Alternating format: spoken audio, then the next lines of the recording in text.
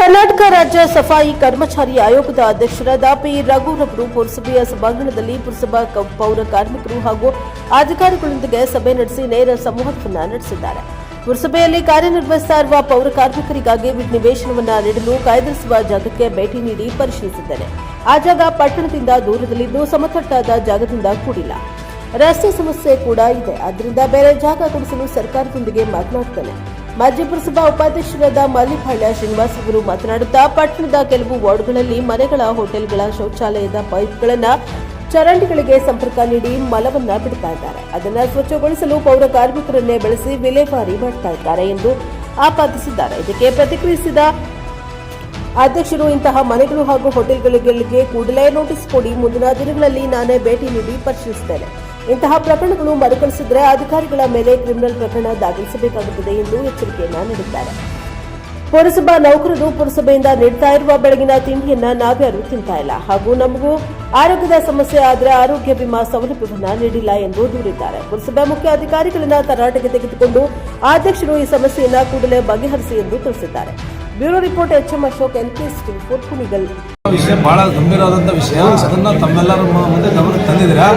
ಇದನ್ನ ಸರ್ಕಾರಕ್ಕೆ ಬಹಳ ಸೀರಿಯಸ್ ಆಗಿ ಇದನ್ನು ವರದಿ ಸಲ್ಲಿಸಿ ತಕ್ಷಣ ಕ್ರಮ ಕೈಗೊಳ್ಳೋದಕ್ಕೆ 10 ವರ್ಷದಿಂದ ಜಾಗ ಗುರುತು ಮಾಡಿದ್ದಾರೆ.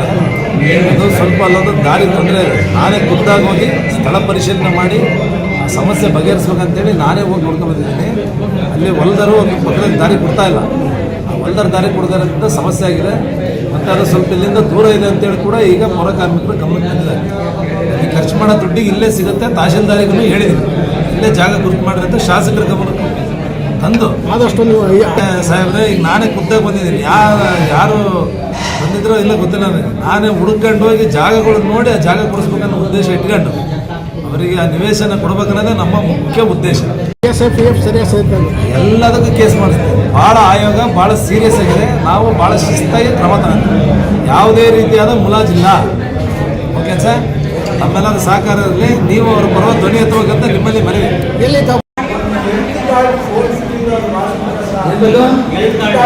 ಎಲ್ಲೇ ಹೋಗಿ ಎಮರ್ಜೆನ್ಸಿ ಒಂದು ಅಮ್ಮ ಬಿಟ್ಬಿಟ್ಟು 2 ಲಕ್ಷದ ತನಕ ಸಾಲ ಮಾಡಿ ಅವರು ಅಧ್ಯಕ್ಷರಾಗಿದ್ದರು ನಮ್ಮ ಪೌರ ಕಾರ್ಮಿಕರಿಗೆ.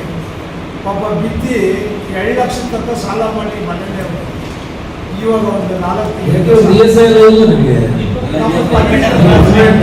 ನಮಗೆ ದೊಡ್ಡ ಬೇಕು ಸರ್. ಯಾವುದು ನಮಗೆ ಬೇಡ್ಕೊಳ್ಳೋದು ಬಂದರೆ ಹೆಲ್ತ್ ಕಾರ್ಡು ಒಂದು ಆದರೆ ಸಾಕು ಸರ್. ನಮ್ಮ ಬೆಂಗಳೂರಲ್ಲೆಲ್ಲ ಎಮರ್ಜೆನ್ಸಿ ಕಟ್ಟಂತ ನೋಡೋದಿಲ್ಲ ಸರ್. ಆಯ್ತು, ಅದನ್ನು ಸರ್ಕಾರಕ್ಕೆ ವರದಿ ಸಲ್ಲಿಸಿದೆ. ಅದೊಂದು ಹೆಲ್ಪ್ ಮಾಡಿಬಿಟ್ರೆ ಯಾವ ಆಸ್ಪತ್ರೆ ಬಂದ್ರೆ ಉಚಿತವಾಗಿ ನೋಡ್ತಕ್ಕಂಥ ಒಂದು ವ್ಯವಸ್ಥೆ ಆಗಬೇಕು. ಮಾಡ್ಸೋಣ, ಅದೊಂದು ಮಾಡ್ಸೋಣ. ಮತ್ತೆ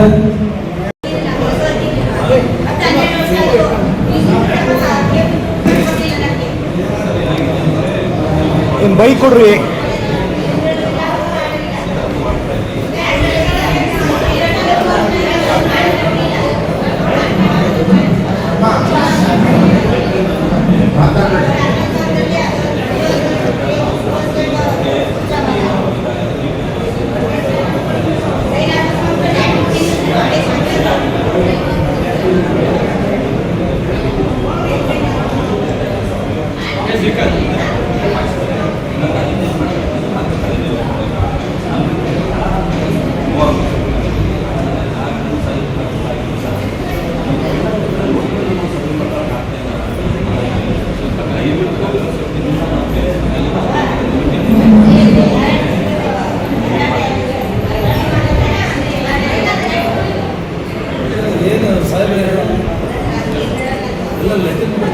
ಚರಂಡಿಗೆ ಡೈರೆಕ್ಟಾಗಿ ನಮ್ಮ ಕುಣಿಗಲ್ನಲ್ಲಿ ಇನ್ನೂ ಕೂಡ ಮಲವರ ಪದ್ಧತಿ ಜೀವಂತವಾಗಿದೆ.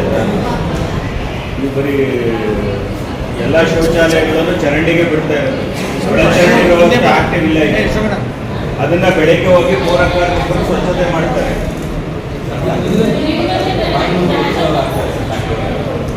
ಅದನ್ನು ಅವರ ತಲೆ ಮೇಲೊಂದು ಟ್ರ್ಯಾಕ್ಟರ್ಗೆ ತುಂಬ್ತಾರೆ.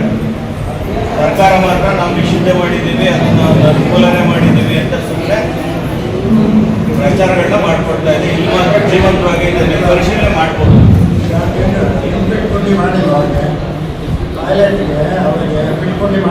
ಸರ್ ಫಿಟ್ ಗುಂಡಿ ಎಲ್ಲಿದೆ ಸರ್? ಫಿಟ್ ಗುಂಡಿಯಿಂದ ಡೈರೆಕ್ಟ್ ಆಗಿ ಚರಂಡಿ ಒಳಗೆ ಬಿಡ್ತಾ ಇದ್ದಾರೆ.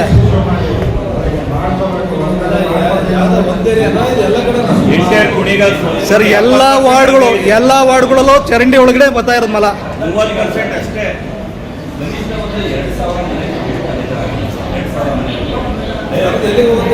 ಚರಂಡಿಗೆ ಹೋಗುತ್ತೆ, ಟಾಯ್ಲೆಟ್ ಅಲ್ಲ. ಚರಂಡಿಗೆ ಹೋಗ್ತಾರೆ, ಚರಂಡಿ ಕ್ಲೀನ್ ಮಾಡ್ತಾರೆ, ಕಟ್ಕೊಂಡಲ್ಲ.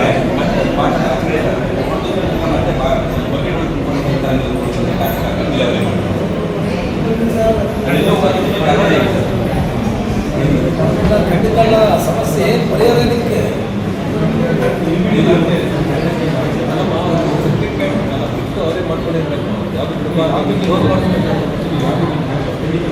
ಒಂದು 10 ಮನೆ ಪರಿಶೀಲನೆ ಮಾಡಿ ಸರ್. ನೀವು ನೋಟಿಸ್ ಕೊಟ್ಟರೆ ಅವರಿಗೆಲ್ಲ ಇಂಟರ್ ಕುಣಿಗಳಿಗೆ ನೋಟಿಸ್ ಕೊಡ್ತೀರಾ ಸರ್? 10 ವಾರಗಳ ಇಂಟರ್ ಕುಣಿಗಳು ಪ್ರತಿ ಮನೆಗೂ ನೋಟಿಸ್ ಕೊಡ್ತೀರಾ ನೀವು? ಸರ್ ಈಗ ಯಾವುದಿದೆ ಸಮಸ್ಯೆ ಬಗೆಹರಿಸಿದ್ರೆ ಫಸ್ಟ್ ನಮ್ಮ ಕೈಲಿ ಸಾಧ್ಯ ಇದೆ ಅವ್ರಿಗೆ ನೋಟಿಸ್. 1% ಇದ್ರೆ ನೀವು ಹೇಳ್ತಾ ನೋಟಿಸ್ ಕೊಡ್ಬೋದು. 70% ಆ ಥರ ಪರಿಸ್ಥಿತಿ ಇದೆ ಅಂದಾಗ ಯಾರು ಸರ್ಕಾರಕ್ಕೆ ವರದಿ ಮಾಡಿ ಯೋಜನೆ ಮಾಡಕ್ಕೆ ಪ್ರಪೋಸಲ್ ಆಗಿದ್ಮೇಲೆ ಅವರು 70% ಅಂದ್ರೆ ಫಸ್ಟ್ ಯಾವುದು ಸೆಕೆಂಡ್ ಸರ್ ಬನ್ನಿ ನನ್ನ ಜೊತೆ ತೋರಿಸ್ತೀನಿ. ಪಬ್ಲಿಕ್ ಆಯ್ತು. ಈಗ 70 ನಿಮಿಷ ಎಲ್ಲ ಸಮಾನ ಡ್ರೈನೇಜ್ ವ್ಯವಸ್ಥೆ ಇಲ್ಲ. ಒಂದು ನಿಮಿಷ ಅಪಾರ್ಟ್ಮೆಂಟ್ಸು ಯಾವ್ಯಾವ ಹೋಟೆಲ್ಸು ಎಲ್ಲ ಡೈರೆಕ್ಟಾಗಿ ಚರಂಡಿ ಬಿಡ್ತಾ ಇದ್ದಾರೆ ಅಂತ ಗಮನಕ್ಕೆ ತಗೊಂಡಿದ್ದೀರಾ. ನಾನೀಗ ಅಧಿಕಾರಿಗಳು ಒಂದು ನಿಮಿಷ ಇರ ತಕ್ಷಣ ಪರಿಶೀಲಿಸಿ ಕ್ರಮ ತಗೊಳ್ಳೋಕ್ಕೆ ನಾನು ಆದೇಶ ಕೊಟ್ಟಿದ್ದೀನಿ. ಈಗ ನಾನು ಕೂಡ ಒಂದು ಸರ್ಪ್ರೈಸ್ ವಿಸಿಟ್ ಮಾಡಿ ಅವುಗಳನ್ನು ಪರಿಶೀಲಿಸ್ತೀನಿ. ಆ ಥರ ಯಾವ್ದಾರ ಕಂಡು ಬಂದರೆ ಇವರು ಅಧಿಕಾರಿಗಳ ಮೇಲೆ ನೇರವಾಗಿ ಕೇಸ್ ಮಾಡಿ ಕ್ರಮ ಕೈಗೊಳ್ಳಲು ಸರ್ಕಾರಕ್ಕೆ ಪ್ರಸ್ತಾವನೆ ಸಲ್ಲಿಸ್ತಾರೆ. ಸರ್ ಈಗ UGD ಎಲ್ಲ ಇದನ್ನೆಲ್ಲ ಬಿಟ್ಬಿಡ್ತಾ ಇದೆ. UGD ಕಂಪ್ಲೀಟ್ ಆಗಿದೆ, ಅದಕ್ಕೇನು ಹೇಳ್ತಾರೆ ಸರ್? ಏನಂದ್ರೆ ಸರ್ UGD ರೆಡಿನೇ ಆಗಿಲ್ಲ, ಅದಕ್ಕೆಲ್ಲ ಬಿಟ್ಬಿಡ್ತಾ ಇದ್ದಾರೆ. ಅದೇ UGD ಆಗೋಗಿದೆ ಅಂತೆ. ಬಟ್ ಇದನ್ನು ಮಾಡೋದ್ರಲ್ಲಿ ಟೆಕ್ನಿಕಲ್ ತೊಂದರೆ ಆಗಿ ನಿಂತಿದೆ ಅಂತೆ. ಬಟ್ ಏನೋ ಸರ್ಕಾರದಲ್ಲಿ ಮೊದಲನೇ ಹಂತ ಆಗೋಗಿದೆ, ಎರಡನೇ ಹಂತಕ್ಕೂ ಅಮೌಂಟ್ ಬಂದಿದೆ ಅಂತ ಎಂಟರ್ ಆಗಿದೆ ಅಂತೆ. ಅದು ಆಗೋದಕ್ಕೆ ಮಾತ್ರ ಸ್ವಲ್ಪ ವಿಳಂಬ ಆಗಿದೆ. ಅದನ್ನು ತಕ್ಷಣ ಯಾಕೆ ಲೇಟ್ ಆಗಿದೆ ಕ್ರಮ ತಗೊಳಕ್ಕೆ ನಾನು ಸರ್ಕಾರಕ್ಕೆ ಪ್ರಸ್ತಾವನೆ ಸಲ್ಲಿಸ್ತೀನಿ. ಇಲ್ಲ ಈ ವಿಷಯನ ಗಮನಕ್ಕೆ ತರ್ತೀನಿ ಸರ್. ಈಗ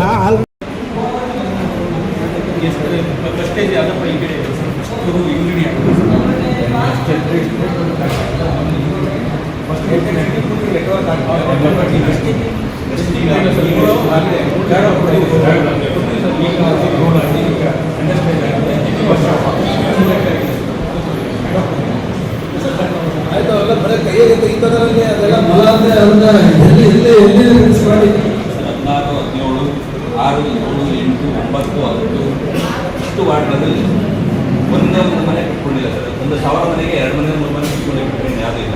ಯಾಕಂದರೆ ನಾವು ಉಪಾಧ್ಯಕ್ಷ ಆಗಿದ್ದಾಗ ಸ್ಥಳ ಪರಿಶೀಲನೆ ಮಾಡಿದ್ವಿ, ಎಲ್ಲ ಜನರ ಆಹ್ವಾನ ತಗೊಂಡಿದ್ವಿ. ಅವರು ಜಾಗನೇ ನಮ್ಮ ವಾಸಿಸಕ್ಕೆ ಜಾಗ ಇಲ್ಲ, ಪೂರ್ತಿ ಮಾಡ್ತಾರೆ ಅಂತ ಹೇಳ್ತಾರೆ. ಈಗ ಉದಾಹರಣೆ 36 ಮನೆ ಇದೆ ಸರ್, ಯಾವುದೋ ಒಂದು ಕಾಂಪ್ಲೆಕ್ಸ್ ಬೇಕಾದ ಜಾಗ ಇದೆ, ನಾವು ಮಾಡ್ಕೋಬೋದು, ಒಂದು ಅವಕಾಶ ಇದೆ, ಅದು ಮಾಡ್ಕೊಳ್ಳೋದು ಹಂಗೆ ನಾವು ಎಲ್ಲ ಕೆಲಸ ಮಾಡ್ಬೋದು. ನಾನು ಎಷ್ಟು ಜಾಗ ನಮ್ಮವ್ರ ಏನು ಮಾಡ್ತಾರೆ ಮಾತಾಡಿದ್ವಿ. ಕಂಪ್ಲೀಟ್ ಆಗಿದೆ, 2,000 ಬಂದಿದೆ ಸರ್. ಆದರೆ ಅಲ್ಲಿವರೆಗೂ ಬೇರೆ ಏನಾದರೂ ಅಡಚಣೆ ಏನು ಮಾಡ್ಬೋದಿಲ್ಲ ನೀವು ಉಪಾಧ್ಯಕ್ಷರ ನಿಮ್ಮ ಒಪ್ಪಿಗೆ ಸರ್? ಏನಿಲ್ಲ ಸರ್, ಇವ್ರು ಭಾಷೆದಲ್ಲಿ ಇವ್ರು ತೆಗೆದಂಗೆ ಬೇರೆ ಏನಾದರೂ ಸೆಕೆಂಡ್ ಮಿಷನ್ ಎಲ್ಲ ಕ್ಲೀನ್ ಮಾಡೋಂಥದ್ದು ಬೇರೆ ಯಂತ್ರೋಪಕರಣಗಳನ್ನ ಬಳಸಿದ್ರೆ ಮೇಜರ್ ಬಿಡಿಸ್ತೇವೆ ಸರ್. ನಮ್ಮ ಕೇಸ್ ನೋಡ್ರಿ, ಡಿಸೈಡ್ ಮಾಡಿದ್ರೆ ಕೇಸ್ ಮಾಡಿಸ್ತೀನ. ಸೆಕೆಂಡ್ ಮಿಷನ್ ಫೋಟೋ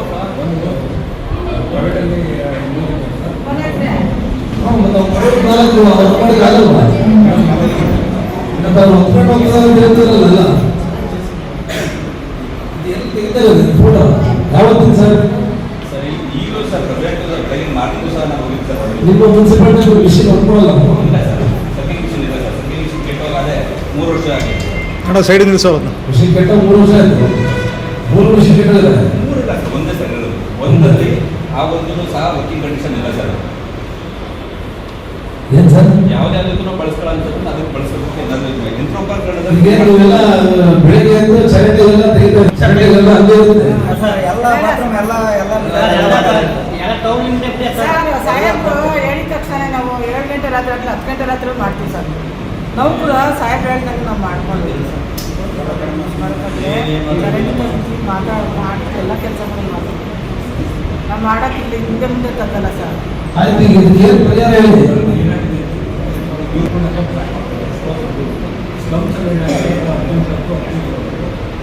ಚಿಕ್ಕ ಸೈಜ್ ಎಲ್ಲರೂ ಮುಸ್ಲಿಮ್ ಸೈಡ್ ತುಂಬ ಚಿಕ್ಕ ಮಾಡ್ತಾರೆ. ಅವ್ರಿಗೆ ಸ್ವಲ್ಪ ಮನೆ ಎಲ್ಲ ಕಟ್ಟಲು ಕ್ಲೋಸ್ ಮಾಡಿ ಯುಪಿ ಆಗ್ತಾ ಇದೆ. ಗಣೇಶ ಕೊಟ್ಟಬೋದು ಎಲ್ಲ ಕಟ್ಟಲು ಕ್ಲೋಸ್ ಮಾಡಿದ್ದಾರೆ. ಈಗ ನಮ್ಮದೇನು ಎಸ್ಟಿಕ್ ವರ್ಕ್ ಆಗ್ತಾ ಇದೆ. ಎಸ್ಟಿಕ್ ವರ್ಕ್ ಆಗಿ ಸ್ಟಾರ್ಟ್ ಆಗಿ ಪ್ರಾಬ್ಲಮ್. ತಾವು ಉಪಾಧ್ಯಕ್ಷರಾಗಿದ್ದೀರಿ 5 ವರ್ಷ. ಹಾಂ ಸರ್, ಈಗ ರೀಸೆಂಟ್ 2 ತಿಂಗಳಾಗಿ ಸರ್ ನಮ್ಮ ಹೌದು, 5 ವರ್ಷ ಉಪಾಧ್ಯಕ್ಷರಾಗಿ ತಾವು ಒಂದು ವರ್ಷ ಆಯ್ತು, 1 ವರ್ಷ ಆಗಿ 5 ವರ್ಷ ನಗರಸಭಾ ಸದಸ್ಯರಾಗಿದ್ದಾರೆ. ಏನಿದೆ ಪುರಸಭೆ ಸದಸ್ಯರಾಗಿದ್ದಾರೆ. ತಾವು ಏನು ಕ್ರಮ ಕೈಗೊಂಡಿದ್ದೀರಿ ಸರ್? ಕ್ರಮ ತಗೊಳ್ಳೋದಕ್ಕೆ ನಮ್ಮಂಥದ್ದು ಏನಿಲ್ಲ ಸರ್. ಏನಂತಂದ್ರೆ ನಮ್ಮ ಅಧಿಕಾರಿಗಳಾಗಿರ್ಬೋದು, ನಾವು ಪೌರಕಾರ್ಮಿಕರು ಸುಮಾರು ಸರ್ ಹೇಳಿದ್ದೀವಿ, ಯಂತ್ರೋಪಕರಣ ಬಳಸಿ ಅಂತ ನಮ್ಮ ಮೊದಲಿಂದಲೂ ನಮ್ಗೆ ಇದೇ ವಾದ ಸರ್. ಇಲ್ಲ, ಸರ್ಕಾರಕ್ಕೆ ಕೊಟ್ಟು ಇದನ್ನ ಮಾಡಬೇಕು, EJD ಮಾಡಬೇಕಂತಂದ್ರೆ ಹೋಗಿಲ್ಲ ಸರ್. ಮೊದಲನೇ ಹಂತದ ಕಂಪ್ಲೀಟ್ ಆಗಿದೆ ಸರ್. 2ನೇ ಹಂತದ ಟೆಂಡರ್ ಪ್ರೋಗ್ರೆಸ್ ಇದೆ. ಹಾಗಂತ ಈಗ ಸುಮಾರು EJD ಬಜೆಟಲ್ಲೇ ನಮಗೆ 14ರಿಂದ 15 ವರ್ಷ ಅಂದರೆ ತ್ವರಿತಗತಿಯಲ್ಲಿ ಕಂಪ್ಲೀಟ್ ಆಗಲಿಲ್ಲ. ಆ ಇನ್ನೊಂದು ಫೋಟೋ ನಮಗೆ ಗೊತ್ತಿಲ್ಲ, ಅದು ಕಂಪ್ಲೀಟ್ ಆಗಲಿಲ್ಲ. 2ನೇ ಹಂತದಲ್ಲೂ ಸಹ ಇವಾಗ ಪ್ರೊಸೆಸಲ್ಲಿದೆ, ಇನ್ನೂ ಸಹ ಯಾವುದೇ ವರ್ಕ್ ಇನ್ನೂ ಬಂದೇ ಇಲ್ಲ. ನಾವೆಲ್ಲ ಅಲ್ಲಿವರೆಗೂ ಎಷ್ಟು ದಿನ ಅಂತ ಮುಂದುವರ್ಸ್ಕೊಂಡು ಹೋಗ್ತಾರೆ. ನಿಮ್ಮ ಹತ್ರದಲ್ಲಿ ನೀವು ಗಮನ ಸರಿಬೇಕು ಅಂತ ನನಗೆ ಯಾಕೆ ಕ್ರಮ ಇದು ಮಾಡ್ತಾ ಇಲ್ಲ ಸರ್. ನನಗೆ ಏನಂದ್ರೆ ಕಾರ್ಮಿಕರು ಅದನ್ನು ತಪ್ಪಬೇಕು, ಅದನ್ನು ಕೈಯಲ್ಲಿ ಬಾಚಂತ ತಪ್ಪೋದಕ್ಕೆ ಏನಾದರೂ ನಿಮ್ಮ ಕಡೆಯೂ ಕ್ರಮ ತಗೊಳ್ಳಿ ಅಷ್ಟೇ.